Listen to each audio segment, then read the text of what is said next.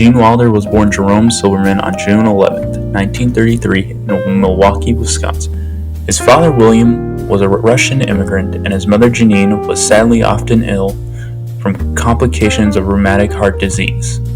And it would be actually one day at a doctor's office that would lead Gene down the path, while visiting the doctor's office with his mother, a doctor warned a then 8-year-old Gene Wilder. He said, "Don't ever get angry with your mother, because you might kill her." He was not very psychologically oriented. But the other thing he said was, try to make her laugh. And that was a huge thing, although I didn't realize it at the time. From then on, Gene tried to make his mother laugh by putting on different accents and different performances. For the first time in my life, I tried consciously to make someone else laugh.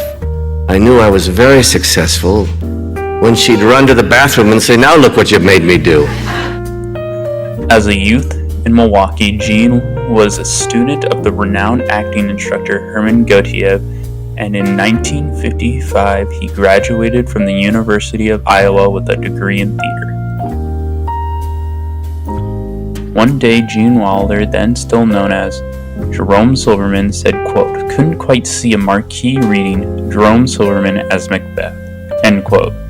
He decided to take the first name of a character in a Thomas Wolfe novel and the last name of playwright Thornton Wilder, and from then on, Gene Wilder took the stage.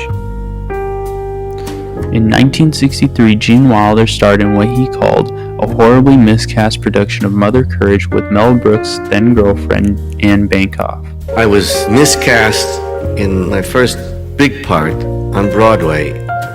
Anne would introduce Mel to Gene, and the two would have a fun interaction, starting a friendship that would last forever.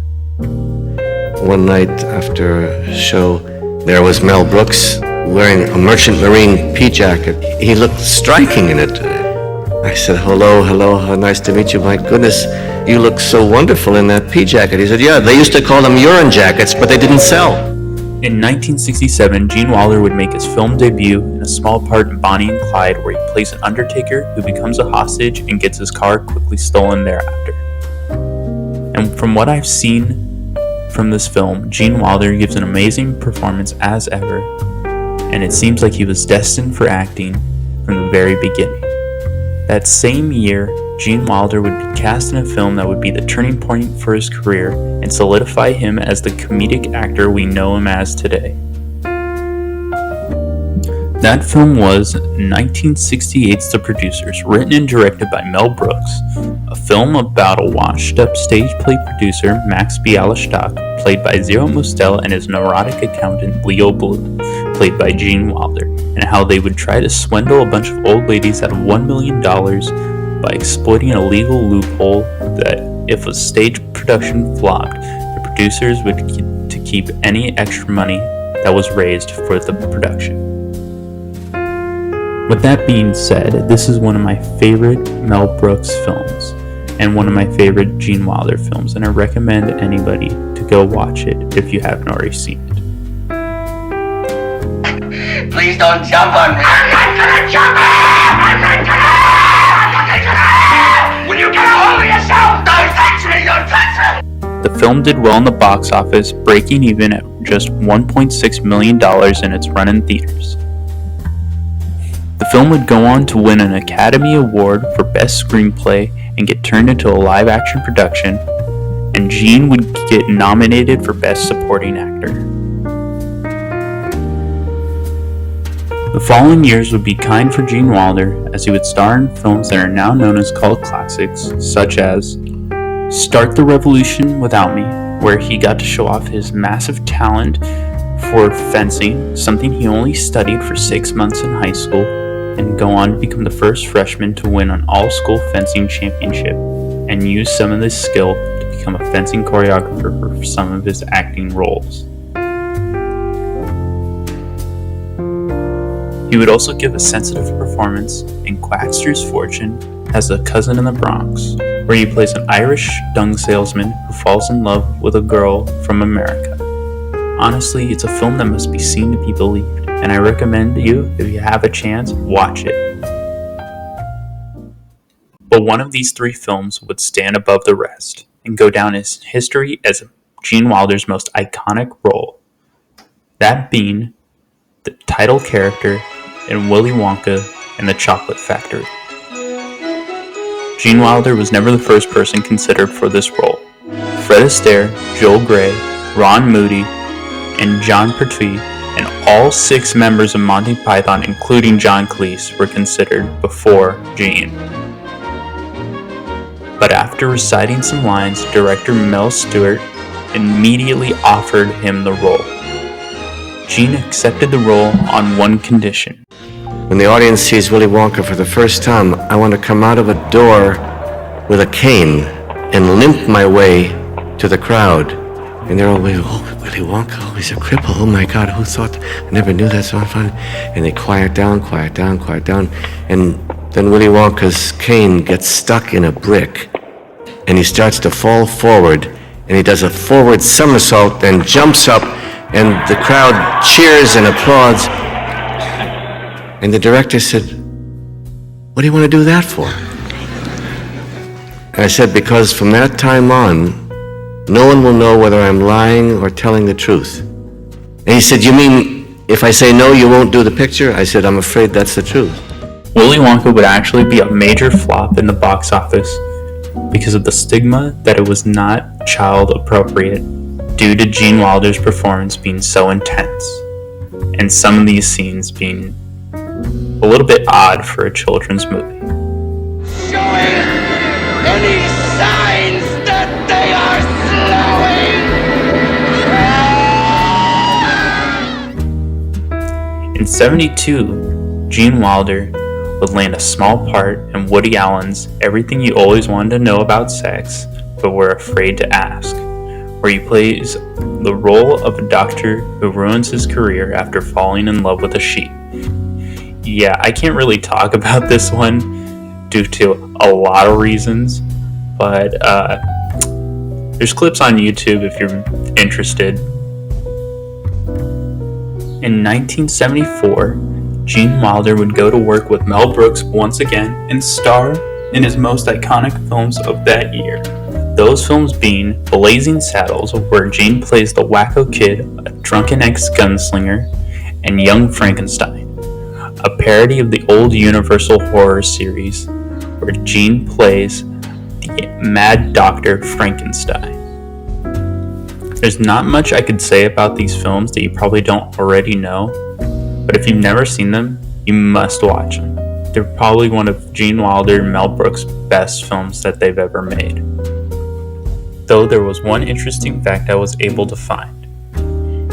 During the production of Young Frankenstein, Mel Brooks and Gene Wilder would have their first and only argument about the iconic scene Frankenstein dances with the monster to the song Puttin' on the Ritz. Gene Wilder would go on in an interview and say, quote, And one night he came over and he looks at the pages and he says, you tap dance to Irving Berlin Right. in Top Hat and Tails with the monster? Right. He said, are you crazy? It's frivolous. Right. And I started to argue, and then I argued for about 20 minutes till I was at least red in the face. I think it may have been blue. And all of a sudden, he says, okay, it's in. And I said, well, why did you put me through this? Right. He said, because I wasn't sure if it was right or not. And if you didn't argue for it, I knew it would be wrong. But if you really argued, I knew it was right. As stated, the scene was added in due to Gene Wilder's persistence, and the scene became an instant classic and one of the most iconic scenes in the film. Wilder's success with the Brook films would give him the confidence to write his own movies, those being The Adventures of Sherlock Holmes' Smarter Brother in 1975 and The World's Greatest Lover in 1977. Gene's films would do pretty well in the box office. The World's Greatest Lover would actually be the highest grossing movie of that year, but sadly critics would say that his films were a pale imitation of Brooks's style. And after watching them, I could see where they were coming from. Some of these jokes are kind of similar, and he hires some of the same actors to do similar roles. Do you have a brother whose first name is Sherlock? I do not. You do have a brother. I do. Might I inquire as to his first name? Sheer luck. Honestly, I feel if he had Mel's input on some scenes and jokes and sought out advice to help them be more distinct from each other, it would have made these films even better than they already are. Gene Wilder would soon team up with comedian Richard Pryor for 4 films, 2 of which were very successful, those being Silver Streaks and Stir Crazy, and the other 2, which were box office bombs, See No Evil, Hear No Evil, and Another You. During that same time, Gene Wilder would also appear alongside his then third wife, SNL Gilda Radner, in such films as Hanky Panky, The Woman in Red, and Haunted Honeymoon. Haunted Honeymoon of which I believe is a very underrated film and somewhat of a hidden gem, as Gene Wilder tried to emulate a 1930s comedy style like Abbott and Costello or The Three Stooges. I just found Cousin Francis in my bed. Was he wearing a dress? Yes, he was. Just ask him to leave, sir. Tell him you have a headache.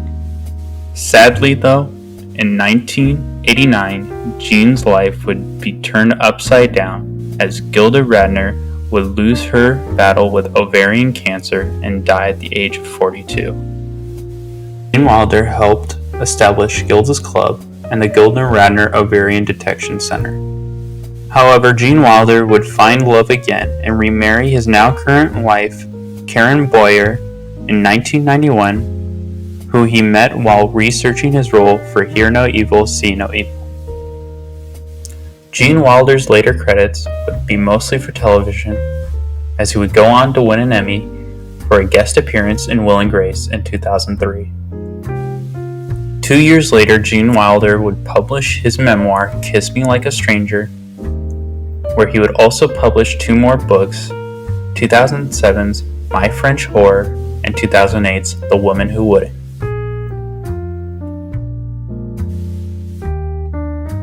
Tragically, Gene Wilder would be diagnosed with Alzheimer's disease in 2013 and would pass away on August 29, 2016. It's hard to picture the world without Gene Wilder and his comedic genius that helped him make him a star. And it's funny to think that he would have never made it this far if he hadn't visited the doctor's office with his mother all those years ago.